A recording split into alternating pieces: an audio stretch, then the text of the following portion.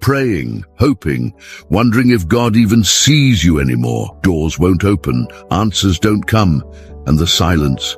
It's starting to feel personal, like maybe you were skipped, forgotten, unqualified. But what if this silence is actually the sound of preparation? See, God doesn't elevate randomly. Before he chooses someone for something great, he tests them, not once, but deeply. And these tests? They're not the ones we expect. They're hidden, quiet, sometimes even painful, but they reveal everything. In this video, you're going to discover the 9 shocking tests God uses before he chooses someone. And I'll warn you, these aren't easy to hear, but if you recognize them, if you're in one right now, it might be the very sign you've been waiting for. The test of obscurity, when God hides you on purpose.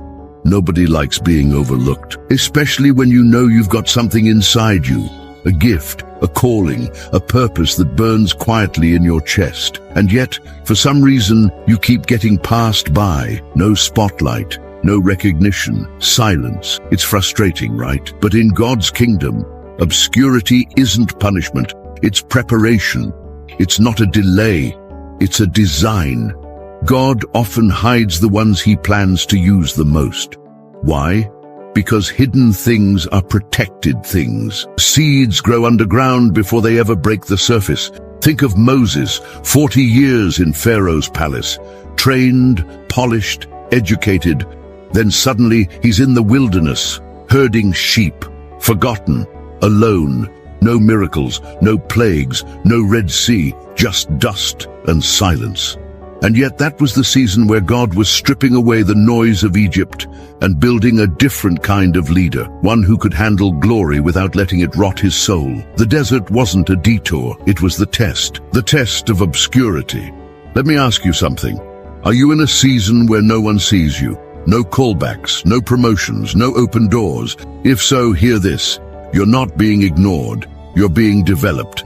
God often withdraws public favor to deepen private character, because if he elevates you before he establishes you, the pressure will crush you. Jesus himself spent 30 years in obscurity for a 3-year ministry. 30 years. The Son of God, working with wood, not yet performing miracles, just waiting, growing. We live in a culture that celebrates visibility. If they don't see me, I must not matter. But in God's economy, being unseen can mean you're being shielded from battles you're not ready for yet. The world promotes quickly. God doesn't.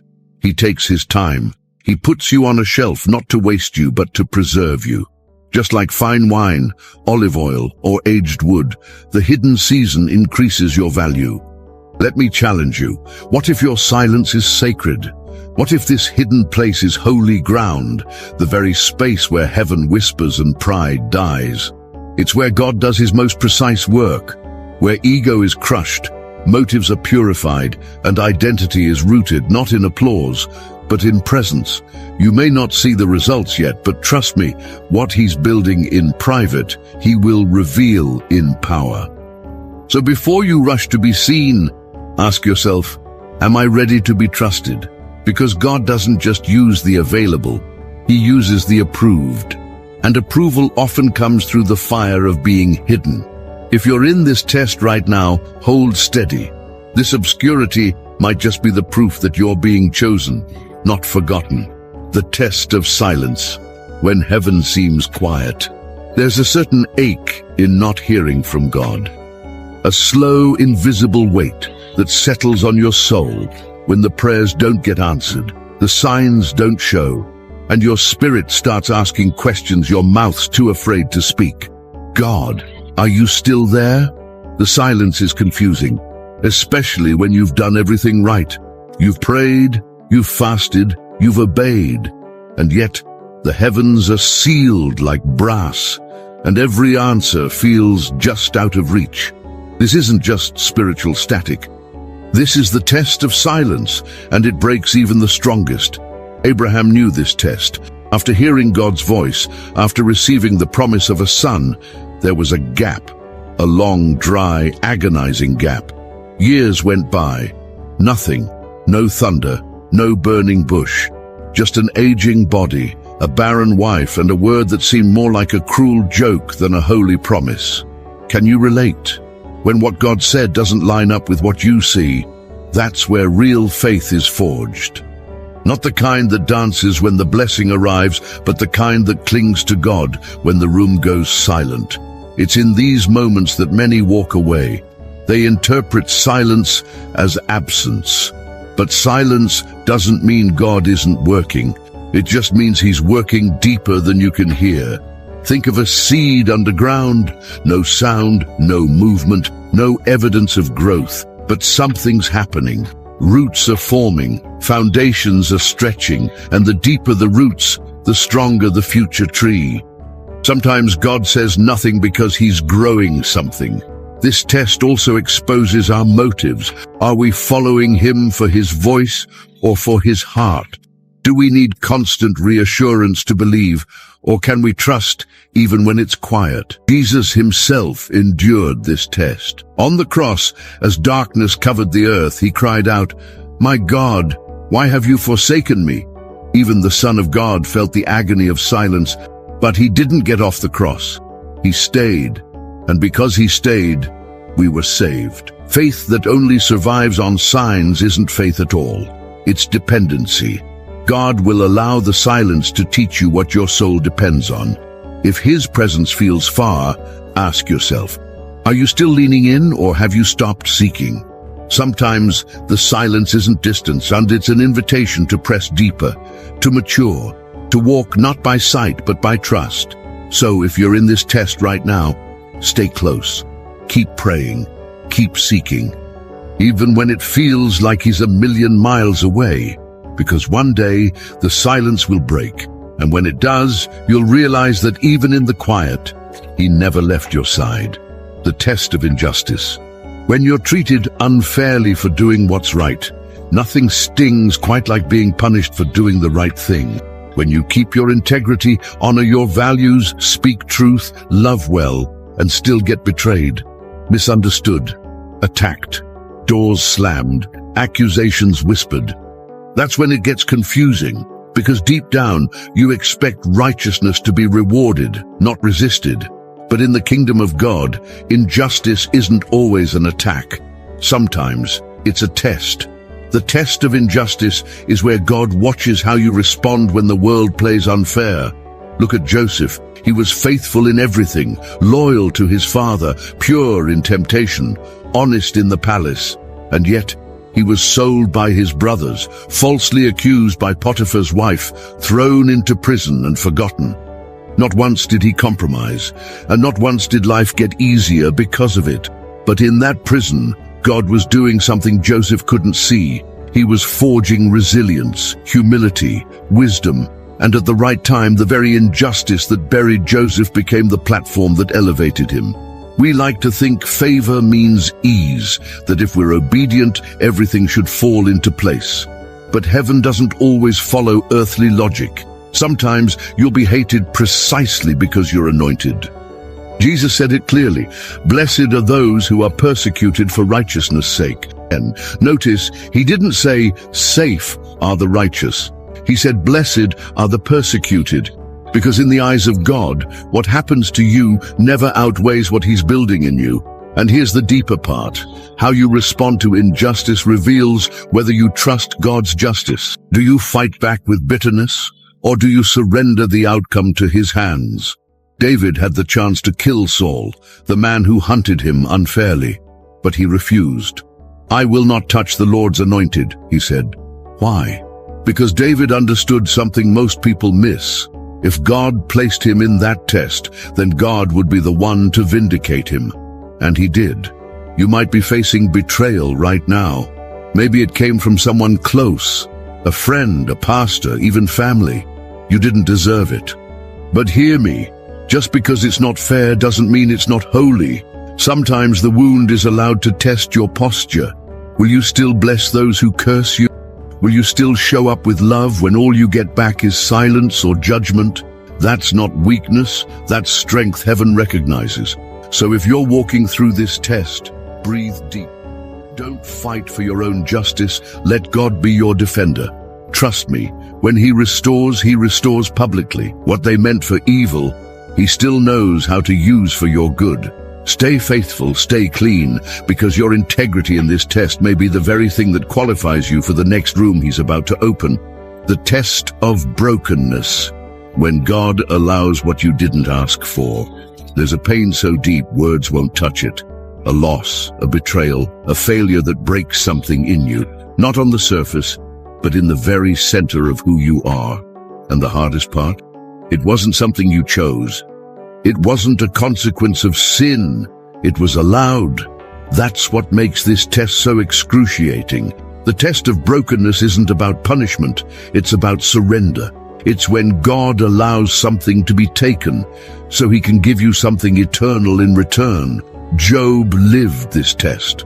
A righteous man, blameless, honorable, and in a single sweep he lost everything. His children, his health, his wealth, his reputation. People whispered, friends accused. His own wife said, "Curse God and die." But Job didn't. He wept, yes. He questioned, yes. But in his agony, he whispered something powerful. "Though he slay me, yet will I trust him." 13:15. That wasn't theology. That was a soul passing through the fire and choosing to worship anyway. Some of God's greatest vessels were shaped through crushing. David's deepest psalms came from caves. Paul's revelations came with thorns.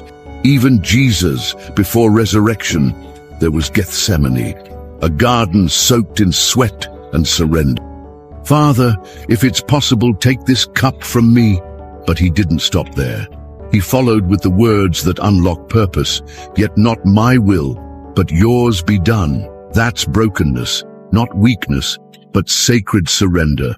And here's where many get stuck, thinking brokenness is the end. But what if it's the beginning? What if the very thing that shattered you is the thing that's softening your heart for what's next? Because God doesn't use the proud, he uses the poured out. If there's still something in you he can't touch, there's still something in you he can't fully use. Brokenness removes that barrier. Maybe you've been praying for healing, for restoration, for the pain to stop, but the situation lingers. Don't rush past this moment, let it do its work. There's a kind of authority that only comes through suffering, a depth you can't preach unless you've bled there. And often it's the ones who've been through the most that carry the greatest compassion and clarity, not because they're strong, but because they know what it means to be held together by grace. So if you're broken right now, take heart. That breaking isn't the evidence that God left you. It's the proof that he's refining you. Because sometimes the only way God can reach the deepest parts of your soul is by letting something fall apart. And when he rebuilds, it won't look like the old version of you. It'll be stronger, softer, and far more dangerous to the kingdom of darkness. The test of delay. When the waiting feels endless, there's a kind of waiting that doesn't just test your patience, it tests your identity. When you've received a promise, had a glimpse of your calling, even felt God say, "This is what I've prepared for you," and then days become months. Months stretch into years.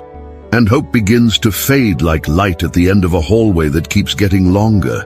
This is the test of delay, and it's one of God's most strategic tools. Not to tease you, but to teach you. Not to punish, but to prepare. David was anointed king as a teenager. Oil poured over his head. A divine call. A destiny spoken. But instead of ascending to the throne, he was sent back to the field. Then came years of running, hiding, dodging spears, living in caves. Delay after delay. Can you imagine that internal conflict? If I'm chosen, why am I suffering? And yet, it was those exact delays that produced in David the heart of a shepherd king, humble, patient, fierce in faith. Delay is dangerous if you don't understand it. It can distort your view of God, of yourself, and of the promise. It can whisper lies.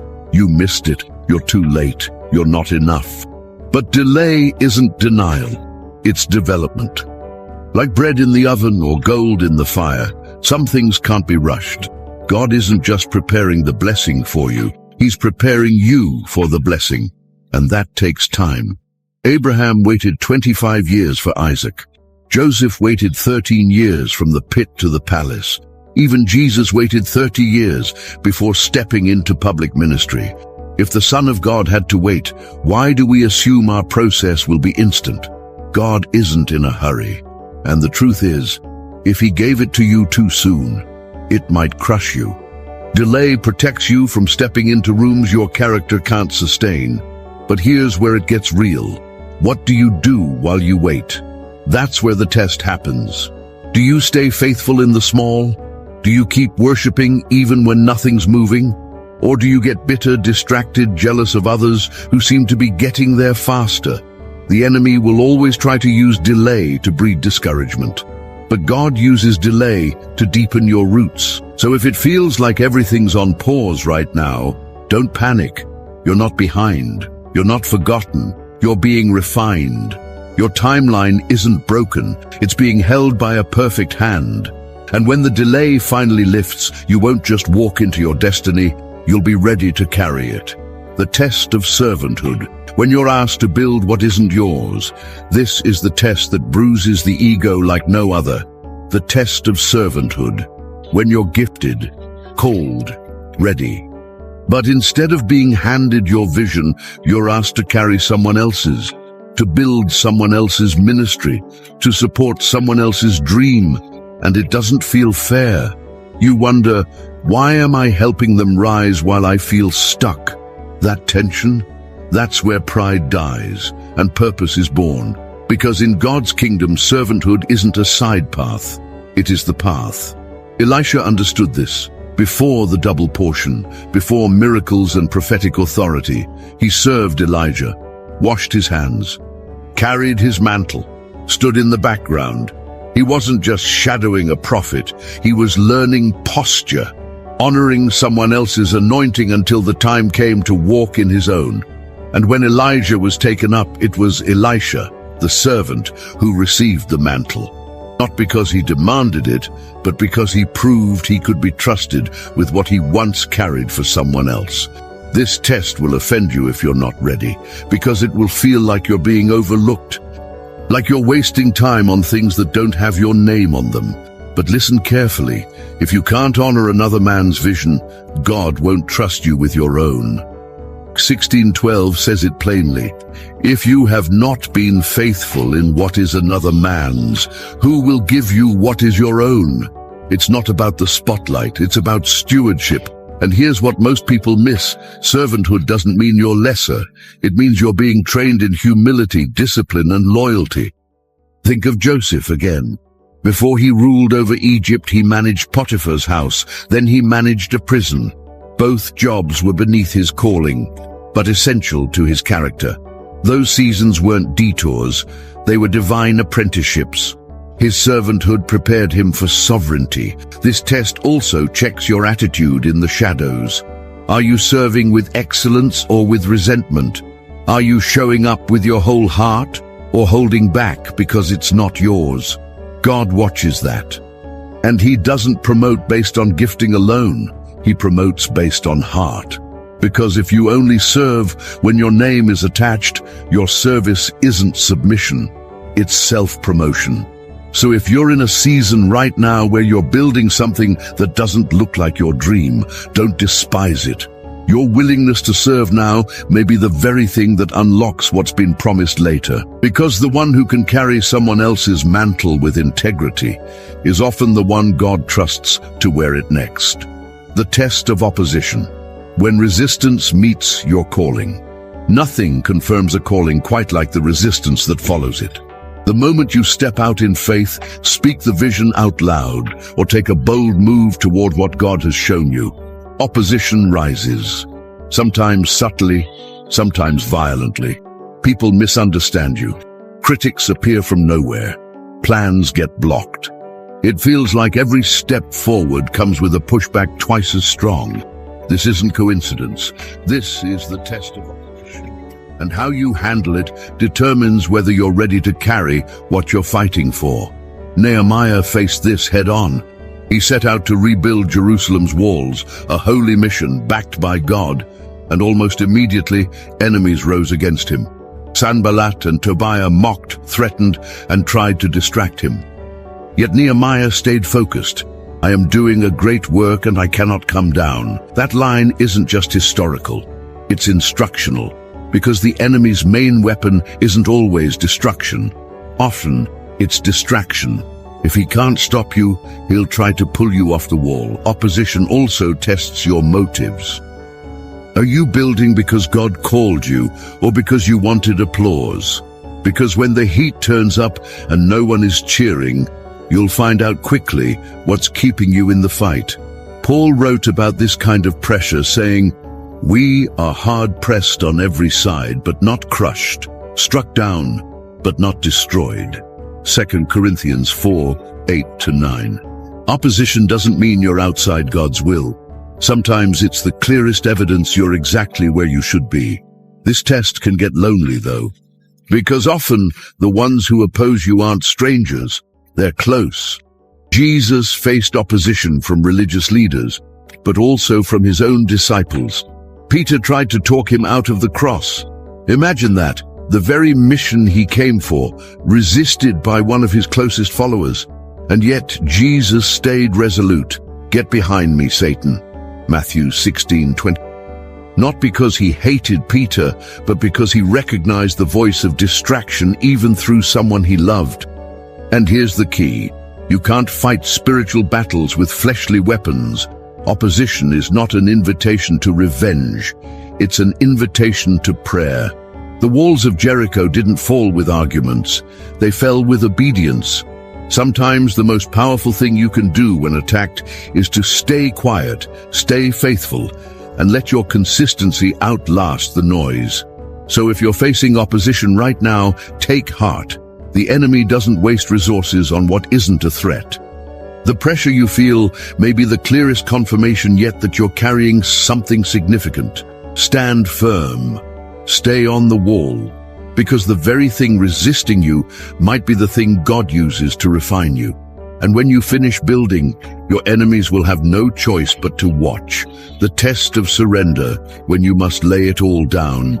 This is the test that breaks every illusion of control.